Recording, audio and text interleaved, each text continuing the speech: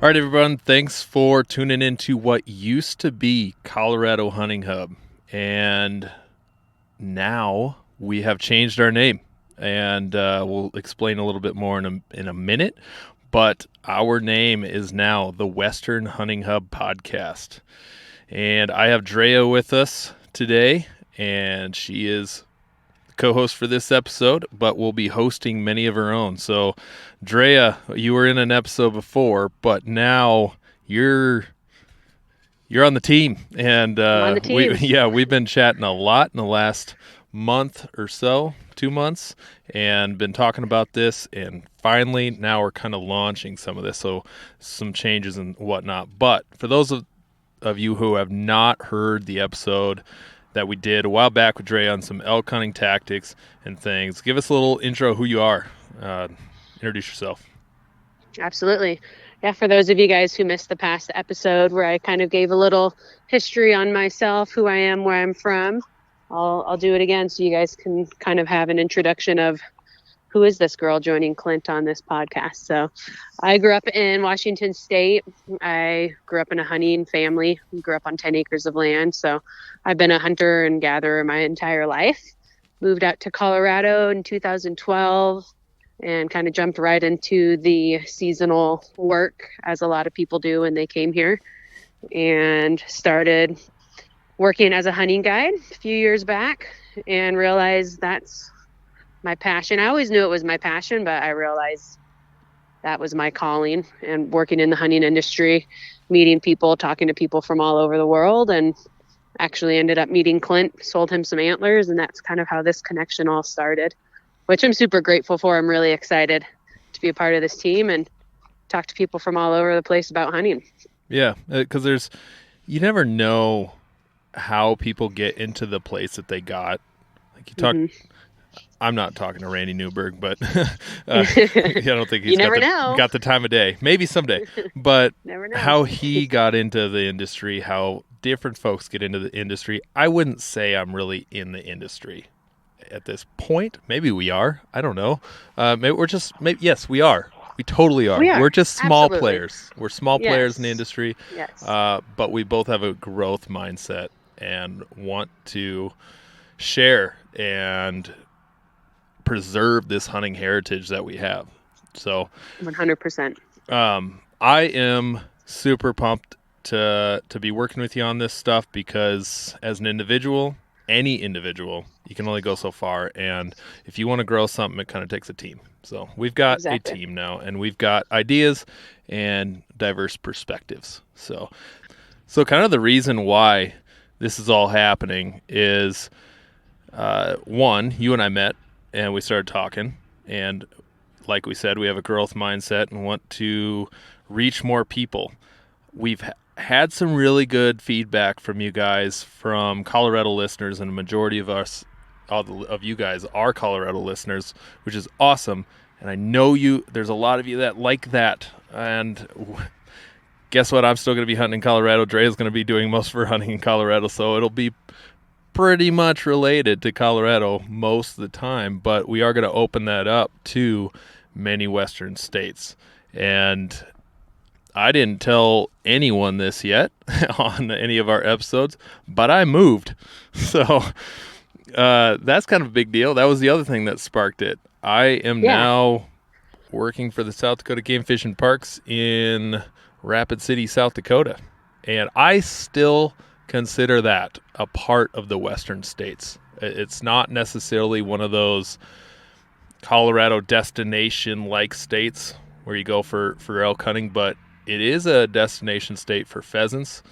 There's some unbelievable archery hunting out in the prairie and the Black Hills here, which I did that episode on recently. So there is some very similar sorts of things, and I was in some country that looked exactly like Colorado just the other day, with harvest berries and rough terrain and rock outcroppings all over the place. So it's still going to be, I'm not going to cover just South Dakota related things. I'm going to be looking at Wyoming. If they're doing something big, or we'll follow along with what happens with the wolves in Colorado. We'll follow along with kind of what grabs our attention. And if it's Drea going on something in New Mexico. I know you've mentioned New Mexico a time or two to me. Hmm. Uh, or my dream hunt in the future is doing that archery over the counter in Arizona. I'm going to do that someday here soon. That's actually my plan for this January for my 30th birthday. Nice. Yeah. So, Nice. yeah, exactly. I'll take any tips and tactics from any of you guys because I understand from what I've seen and read that it's very challenging, but I also hear there are a ton of mule deer. And so I'm going to go chase that with my bow with a couple of my friends Well, this January. highlight from a previous episode with on the nasty packouts, my buddy Jason. He goes down there every year for the last 2 years. He has, and so Hmm. he's had some success with finding. I don't think he's filled a tag, but he's had success with finding stuff, putting stocks on, that sort of thing. So connect you with him a little bit. Yeah, that'd be great. Connect me up with Jason. Yeah. So Be like, hey, Jason, remember we competed together and trained to hunt? yeah. Oh yeah. I know him. He'd love to. I'm sure he's going to listen to this, so Yeah. he'd love to share. I know he would. So yeah, we're going to be the Western Hunting Up podcast. We want to reach a greater audience.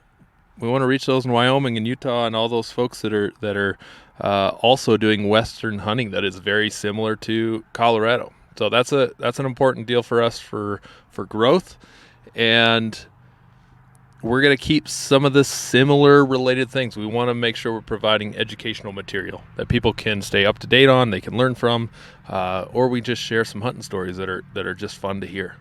And who Yeah. knows?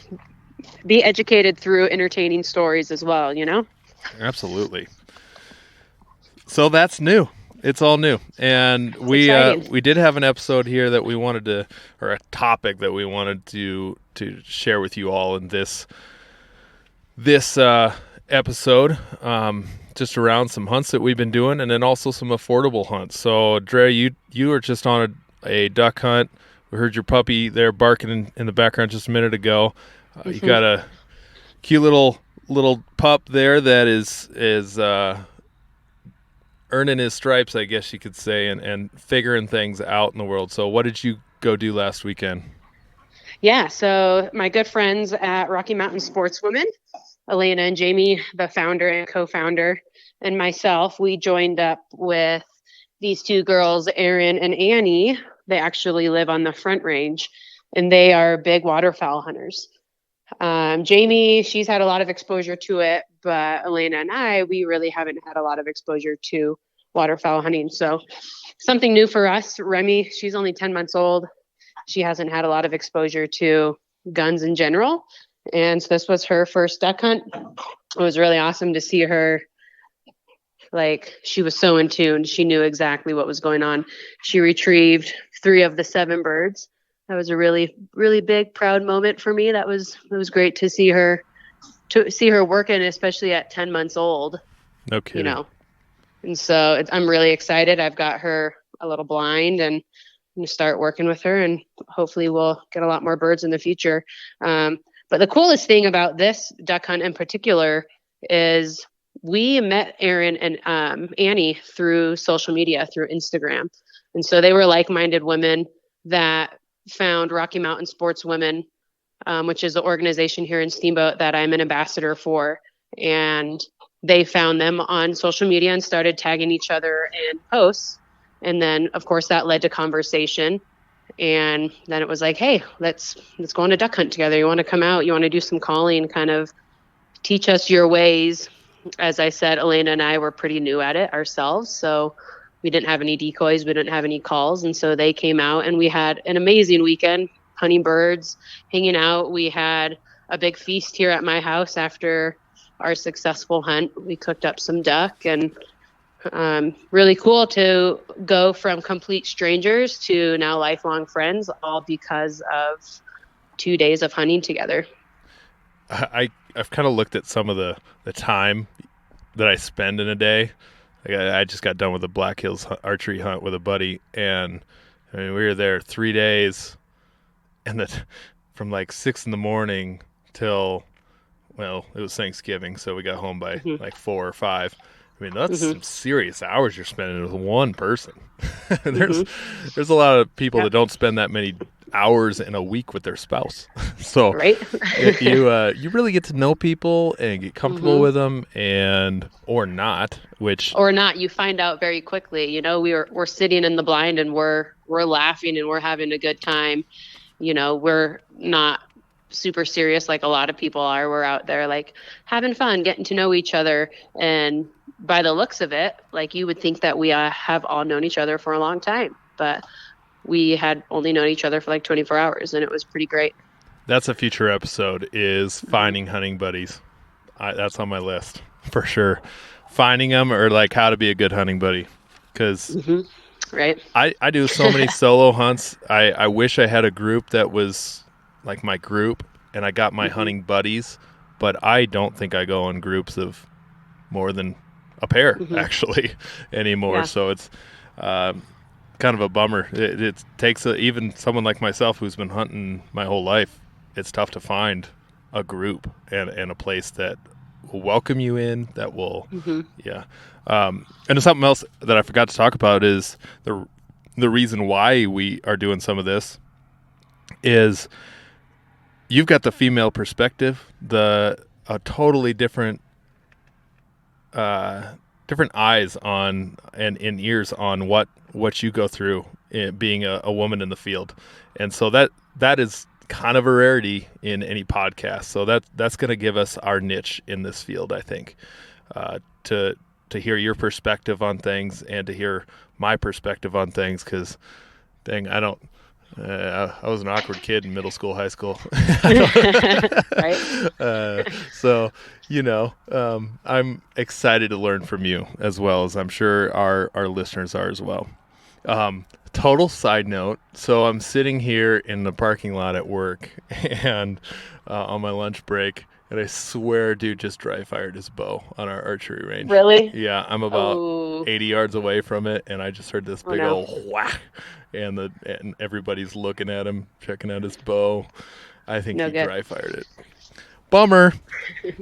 But Um, anyway, yeah, another quick note by me while we're kind of fresh on the topic. If there are any women listeners out there that are looking for support and knowledge and like minded females, and if you are feeling a little bit lost, if you want to get into the hunting and fishing lifestyle, Rocky Mountain Sportswomen here in Steamboat Springs is great. And so, kind of an organization here to get women in the outdoors and to educate each other and, create new friendships. Absolutely. Good plug. I think that's Hmm. worth. And any other groups, sports groups out there that are listening, make sure you reach out to us. We'd love to cross network with you Hmm. and share each other's missions, visions, and heck, do an episode together. Absolutely. Yeah. Um. So yeah, I was just on a little hunt. I did that episode on the prairie hunting in Colorado, or just about anywhere. There's quite a few prairie states, and shot a nice little muley. Uh, Hunt was probably not as long as I would have liked it to be. It was kind of one of those. I was only in Colorado for 7 hours, and had wished that. Don't wish I didn't fill, but it was like, I maybe should have not pulled the trigger yet, just so I could have a longer hunt because it's just done. And I tell you what, the prairie holds some monster muleys, monsters. You I said that saw, was in Eastern Colorado? yeah, yes, there are some monsters over on the prairie, and I know it's a lot of private land, but I was hunting all public, and I saw some toads that just a little smarter or just didn't provide that opportunity, but they were there, and I'm going back in the near Was future. that a draw? A draw unit, It or was it an was. over the counter tag? It was. There's. It took a few points to draw it, but I picked it up off the leftover list because I was quick. And somebody Hmm. dropped like 3 points on this thing. There's a couple of guys that dropped 19 and 20 points on this tag, Wow. which was one of those just a whoopsie kind of things. They wasted 19 to 20 points when they could have drawn it for 3 to 7, somewhere in Hmm. there. So I feel really bad, but not really because you do your research and don't Hmm. waste your points. So Yeah, that's a prime example right there of, if you want to do these certain hunts, there's kind of a lot of work that goes into it. You've got to be in tune to when to be aware when tags are becoming available and yes, things like that. Yeah, yeah, leftover tags. yeah, Absolutely. and finding those other opportunities instead of complaining and whining about, oh, CPW to change the system and I didn't get a tag. I haven't drawn in years. Hmm. Well, you're doing something Hmm. wrong then. Um, Yeah. you're applying for the things that aren't creating opportunity for yourself, or you're just not doing your research and realizing what you're applying for. So by doing that research, you should have a general idea. In Colorado, especially, because Hmm. in our preference point setup, it's meant to be you get so many points, you should be drawn. Now there's 80% chance, 90% chance, and so on, that it's kind of a good chance, but not really. So, yeah, this was one I just refreshed that page, the leftover page, every half hour, and refresh. Hmm. Saw it, Exactly. it was super quick and awesome hunt, and I'm doing it again because I have just about the right number of points to do it again. But now I'm a non-resident, so that kind of bites. Yeah. Welcome to $661 if you want to hunt elk in Colorado. I know it was my last year of $55 tags, and I realized that, so I'm still gonna do it, just not every year. I've got Hmm. there's so many deer in this area where you can hunt multiple get multiple buck tags, East River, West River, Black Hills. I mean, you can probably stack up 5 buck tags if you really work the system right, and a bunch of doe Hmm. tags. So there's lots of hunting opportunities on top of antelope and nearby states. Not far from Exactly. Nebraska, Colorado, or North Dakota or Montana. I'm right in Hmm. there. So really, really beautiful area too. I wasn't leaving the mountains. Um, the next topic that I wanted to talk about, and it kind of sparked the idea was sparked through that recent hunt, and that was just doing affordable hunts. And I found a few ways because I'm kind of a cheapo. I don't have it. I don't have a ton of money. I'm an average dude with an average salary, and got to make things work along with my mortgage. So finding ways to decrease those prices in a hunt is kind of essential. And I kind of broke that down into some food, lodging, fuel, gear, tags, and how to save some money in that. So I'll share one. Then I'd like to hear what you got for food ideas, Drea. Hmm. So with my food, I try and not stop someplace on the way. I try and pack a sandwich. Sandwiches are cheap. You can get tired of them quick, but suck it up and eat your dang sandwiches. Mix it Hmm. up with a PB&J every once in a while. I took a picture. I might have to post it. I don't know if I posted it or not, but one of my favorite hunting snacks of this year or lunches is tortilla, peanut butter, honey, and bacon bits on it. And Oh, I heard that on Remy Warren's podcast, and it is my jam right now. I love it. Um, so yeah, that is a cheap meal. Even coffee. I don't even stop at gas stations because when I drove up to South Dakota to do my interview, I pulled over in Cabela's parking lot because I needed. I don't know what I was there, but turned on my jet boil, made some coffee, and hmm. threw some hot water and a dehydrated meal, and I had that in the parking lot of Cabela's just because it was left over and I had it. So Exactly. I didn't stop and eat some greasy, nasty whatevers, Hmm. and I saved some money in the process. So another funny story is on that same trip, same interview, I didn't get a hotel for it. I went and found some public land and I camped. Woke up, threw my shirt and tie on, interviewed, nailed it, got it. I'm here. So there's uh, that kind of goes into the lodging portion of this. Is there's public land all over, and go find it, pitch a tent. Food stuff. What do you And if you do? have the ability to sleep Like for me, the back of my truck's built up, and your truck doesn't have to be built up. Like you could sleep in the back seat, or if you have a topper on the back, you can climb in the back. And what I've done several times is, if I'm traveling through, I just find a truck stop and hop right in and sleep. Remy and I this past spring, we stayed at a lot of rest areas, and people would be seeing me playing with her, playing fetch, out in the field by the rest area, and then we climb in the back of the truck at night and go to bed. It was free. Yep, it's free. No shame in that whatsoever. Not at all. That's the and I hunter think lifestyle. it's becoming a more acceptable thing these days as well. It's a more normal thing to see somebody climb out of the back of their rig in the morning with their PJs on. I struggle with that because I'm 6'7", and I got a 6'8" bed, and normally my bed is loaded with stuff. And there's no way I'm sleeping in the cab. I've done that before, and it's like the worst night of sleep ever. I got a crew cab F-250, but I don't fit. I don't fit. So I got to get out on the ground. Food-wise, though, what else do you do to just be a little cheaper or get by? Yeah, I like to eat like healthy food when I'm out there because I've realized over the years, when I first moved out to Colorado and started hunting, I was like, candy, like bagels and cream cheese. And then, middle of the day, I have no energy. And I'm like, why am I so tired? And it was because the food that I was putting inside me. So my go-to now is I like to dehydrate some fruit, and I take that out, and that's a great snack. And one of my favorite lunches, as it always has been, is peanut butter banana sandwiches. Super cheap. You can buy a loaf of bread, thing of peanut butter, a thing of bananas for, under $10, and that's your lunch for the entire week. Oh yeah, I usually make my own like trail mixer or whatever, and that's a much better way to go. The dehydrated fruit, love that.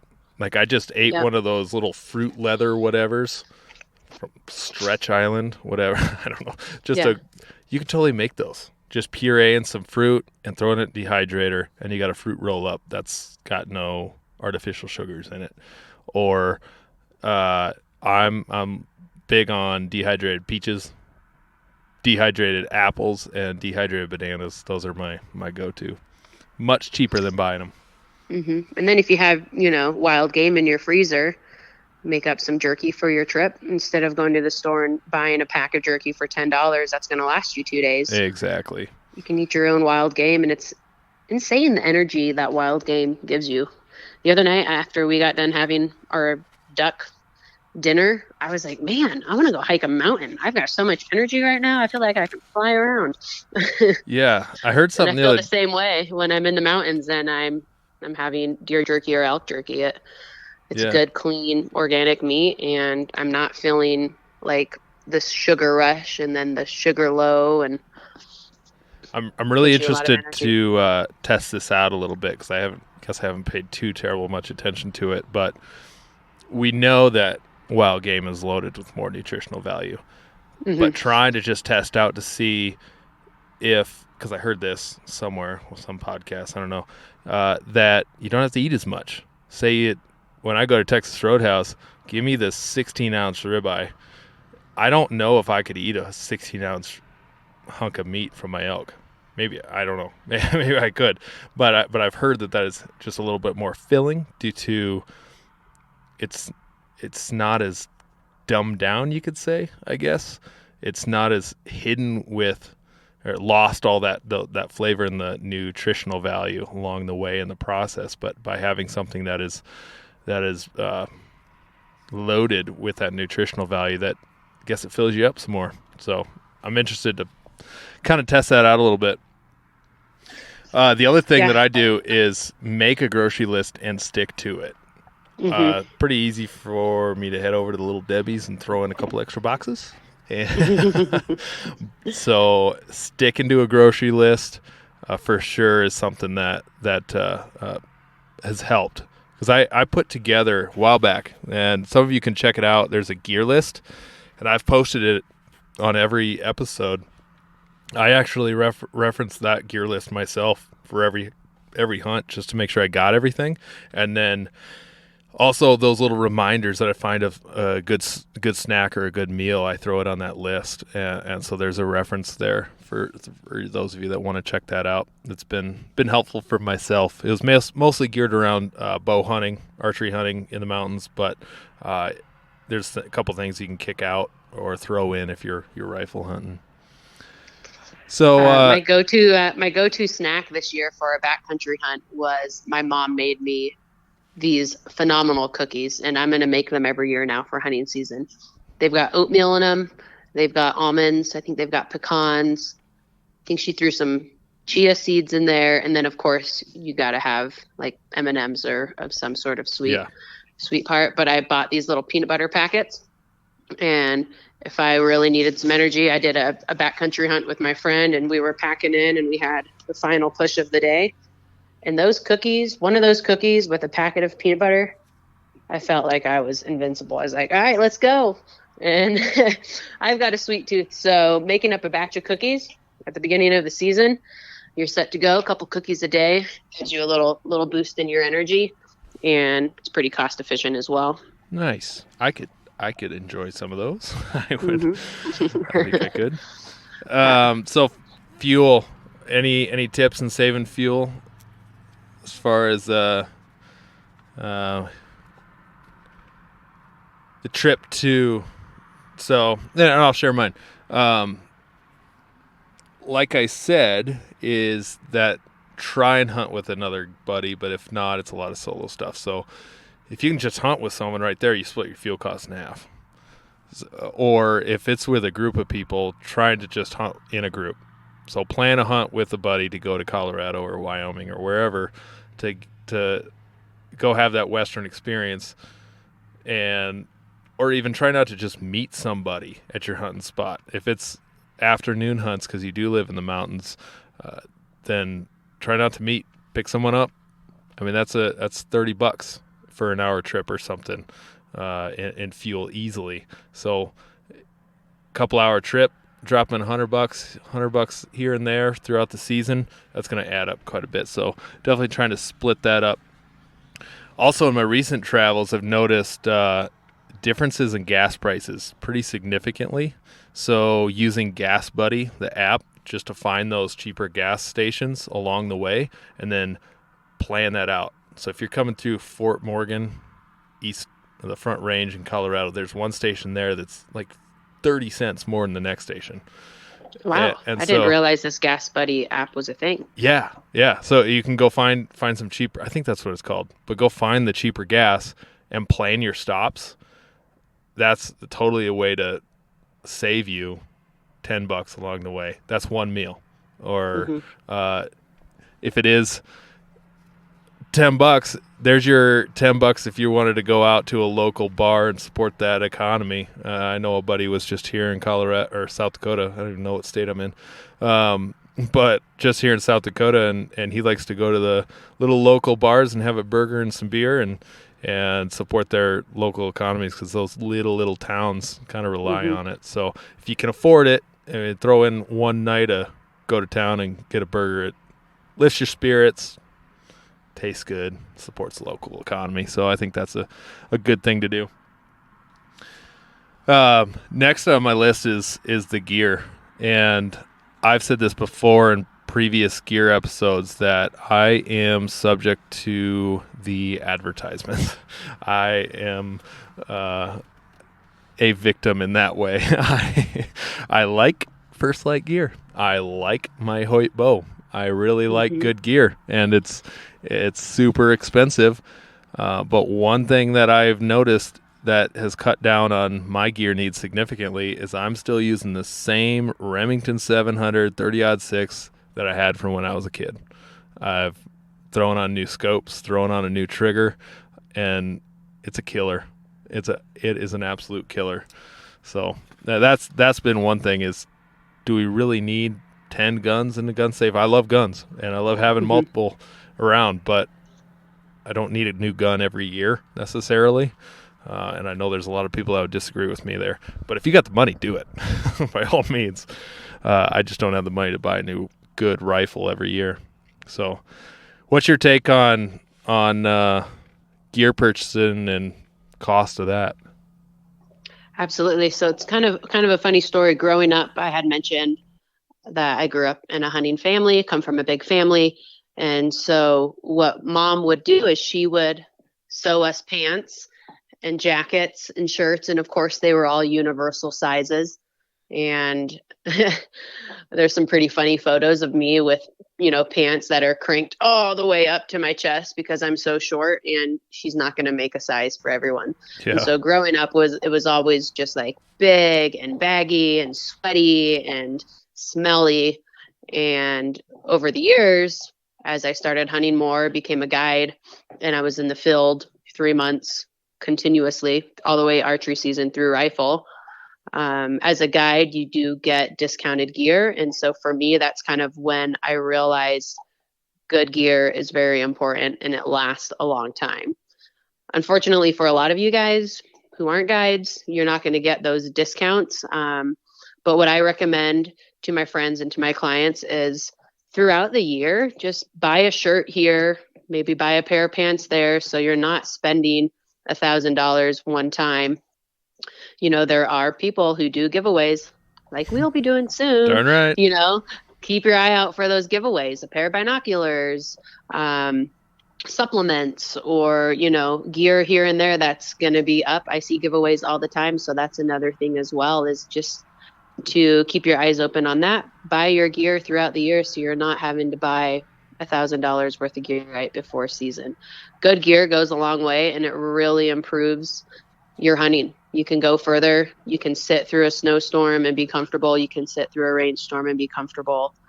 I have yet to find like a really good pair of boots. So that's kind of my next gear purchase that I'm looking into. But good gear goes a long way, and it's not always going to be super affordable, but it's going to last you a long time. My Sitka gear that I have, I've been wearing for like 3 or 4 years now, versus if I go to Walmart and buy the cotton shirt, it's not going to quite last me as long. So You need to check out the Hanwags, or I believe that's how you pronounce them. It's like Eastern European, so it doesn't sound quite right. I have the Alverstones, something like are that. you talking for boots? Yeah, Okay. they're killer.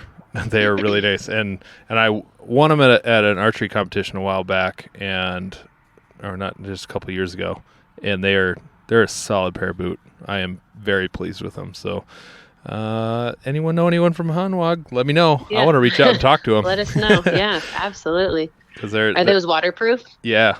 Yeah. Just a really sturdy sole, great for mountain hunting.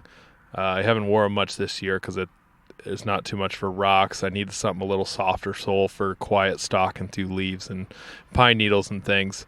But for walking on rocks, and like I got some Cabela's Silent Stalker or whatever's that are my cheapo boots.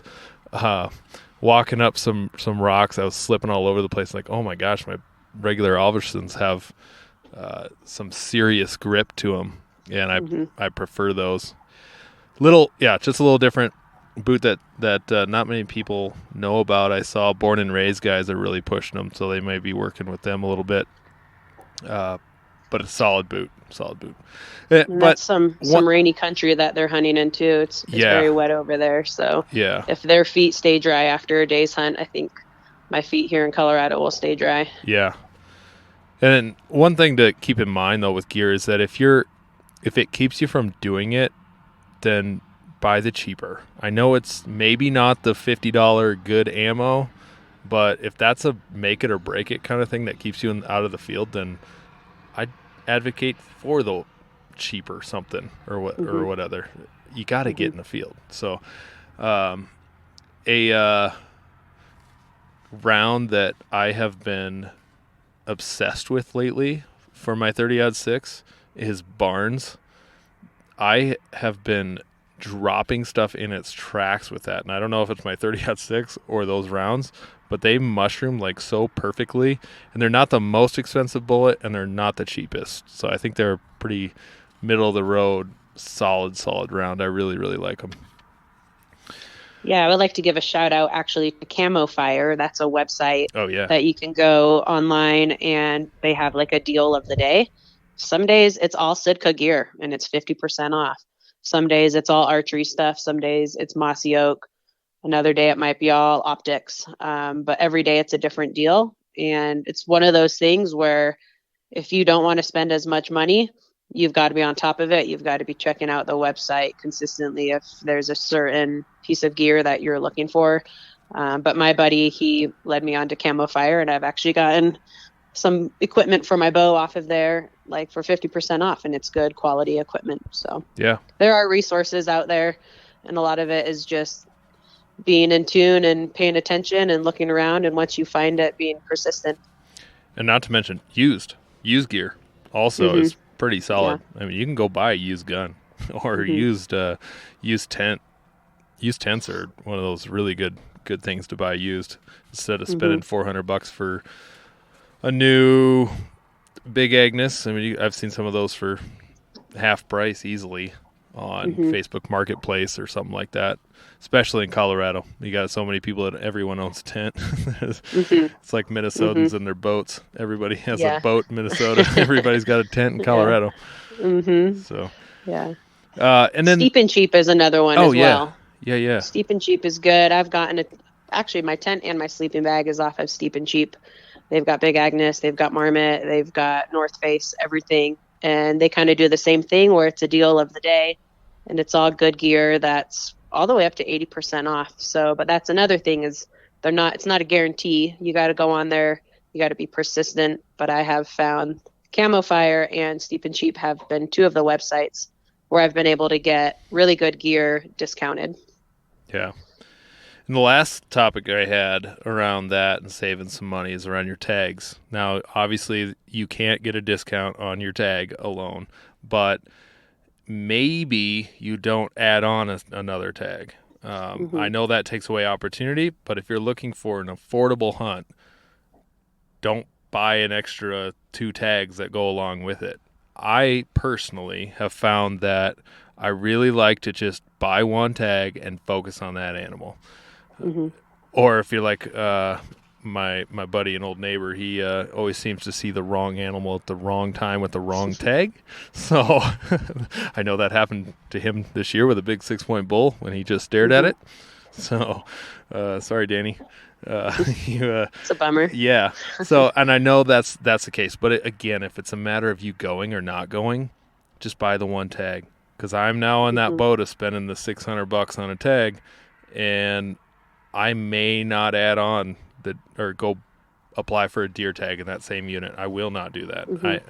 The bear tag there for $100. I may not even do that. I don't know because I'm not going on a bear hunt. I'm going to look for an elk.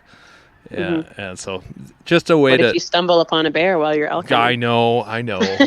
Happens all the time. I know it does. It's just a matter of is that going to make it or break it for me. But Yeah. if it's if I sell enough antlers, then heck yeah, throw it on. Mm-hmm. And then That's another point right there, though. Like if people want to get out and they want to shed hunt, you find some sheds and you find a good bundle of them. You can sell them off. You can make a couple $100. Use that money towards your gear. absolutely, or any Use it side towards a gig, tag. Mm-hmm. any Any side side gig. gig. Yeah. That's the Yeah. reason why I do it.